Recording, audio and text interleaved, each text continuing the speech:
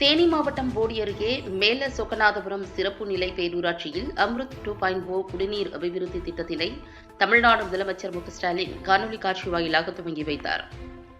தேனி மாவட்டம் போடி அருகே மேல சொக்கநாதபுரம் சிறப்பு நிலை பேரூராட்சியில் 14,99,00,000 மதிப்பீட்டில் அமைக்கப்பட்ட அம்ருத் 2.0 குடிநீர் அபிவிருத்தி திட்டத்தினை தமிழ்நாடு முதலமைச்சர் மு க ஸ்டாலின் பொதுமக்களின் பயன்பாட்டிற்காக இன்று சென்னையில் காணொலி காட்சி வாயிலாக துவங்கி வைத்தார்.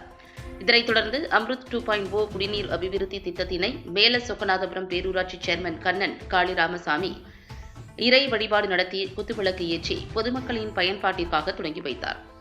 இந்நிகழ்வில் தேனி மாவட்ட பேரூராட்சிகளின் இணை இயக்குநர் வில்லியம் ஏ சுதாஸ், மேல சொக்கநாதபுரம் பேரூராட்சி செயல் அலுவலர் மணிகண்டன் மற்றும் நகர்மன்ற உறுப்பினர்கள், அதிகாரிகள் பலர் கலந்து கொண்டனர்.